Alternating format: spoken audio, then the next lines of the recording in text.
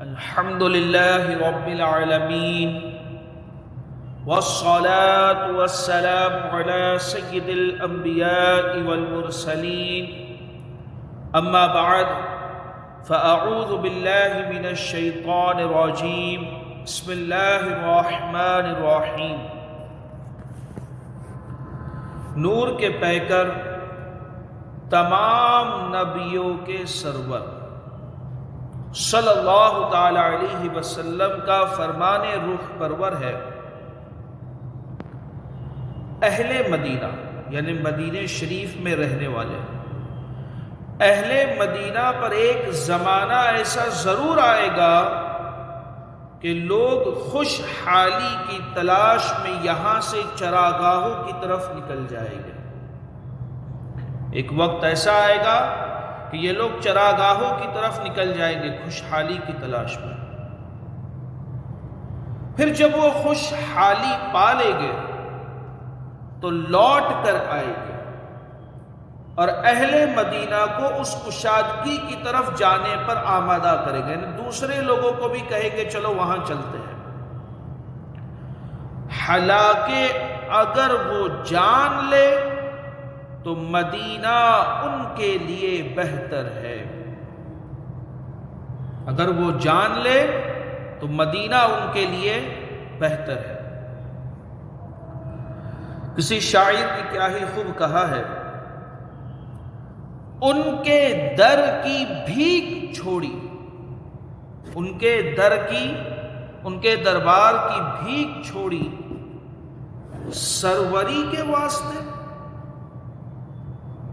بادشاہت کے لیے ان کے در کی بھیک چھوڑی سروری کے واسطے۔ ارے او نادان سن، ان کے در کی بھیک اچھی ہے، سروری اچھی نہیں۔ کسی اور جگہ کی بادشاہت اتنی اچھی نہیں جتنی اس در کی بھیک اچھی ہے۔ ان کے در کی بھیک اچھی ہے، سروری اچھی نہیں۔ صلو علی الحبیب صلی اللہ تعالی علی محمد۔ مدینہ المنورہ کی تنگدستی پر صبر کرنے والے کے لیے شفاعت کی بشارت۔ مدینہ المنورہ کی تنگدستی پر جو صبر کرے، وہاں جس حال میں بھی ہے اللہ کا شکر ادا کرے، صبر کرے، تو جو مدینہ المنورہ کی تنگدستی پر صبر کرے ان کے لیے شفاعت کی بشارت ہے۔ بہت بڑی بات ہے اگر ہم اس کو سمجھیں۔ امیر المؤمنین حضرت سیدنا فاروق اعظم رضی اللہ تعالی عنہ فرماتے ہیں کہ مدینوں میں چیزوں کے نرخ یعنی بھاؤ بڑھ گئے، مدینوں میں چیزوں کے بھاؤ بڑھ گئے اور حالات سخت ہو گئے، حالات سخت ہو گئے۔ تو سرور کائنات صلی اللہ تعالی علیہ وسلم نے فرمایا صبر کرو، صبر کرو اور خوش ہو جاؤ کہ میں نے تمہارے ساع اور مد کو بابرکت کر دیا ہے۔ یہ پیمانے ہیں تولنے کے لیے، ماپنے کے لیے۔ صبر کرو اور خوش ہو جاؤ کہ میں نے تمہارے لیے ساع اور مد کو بابرکت کر دیا ہے،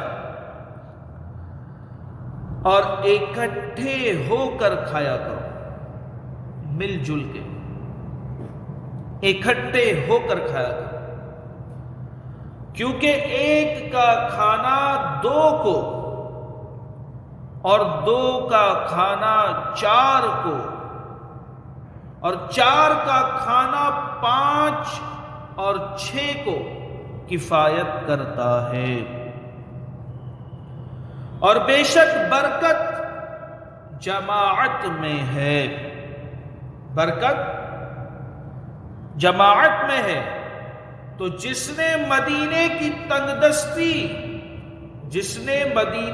تنگدستی اور سختی پر صبر کیا، میں قیامت کے دن اس کی شفاعت کروں گا۔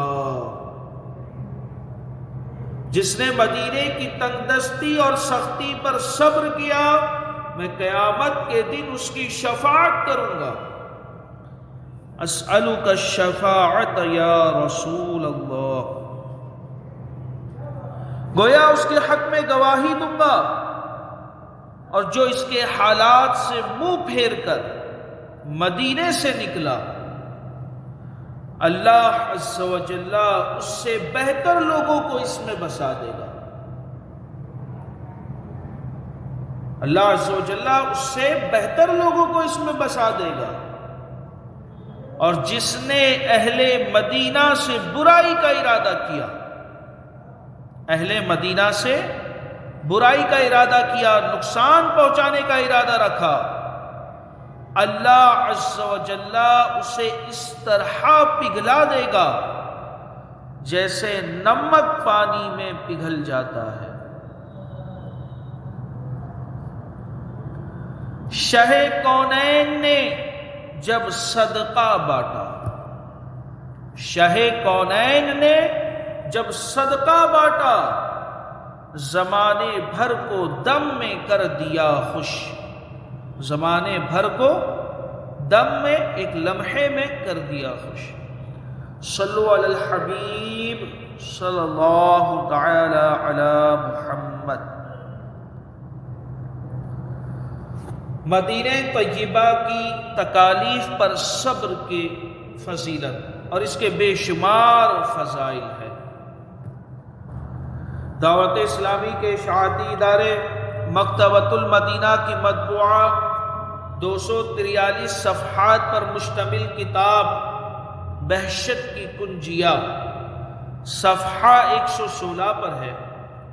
رسول اکرم نور مجسم صلی اللہ تعالی علیہ وسلم نے فرمایا کہ جو شخص بالقصد یعنی ارادتاً میری زیارت کو آیا، وہ قیامت کے دن میری محافظت یعنی حفاظت میں رہے گا۔ معاذ اللہ، معاذ اللہ۔ بعض لوگ آپ کو یہ کہتے سنائے دیں گے کہ مدینے میں کیا ہے، مدینے کیوں جانا ہے، مدینے جانے کے کیا فضائل ہے، مدینے میں کیا رزق۔ معاذ اللہ، اللہ کی پناہ۔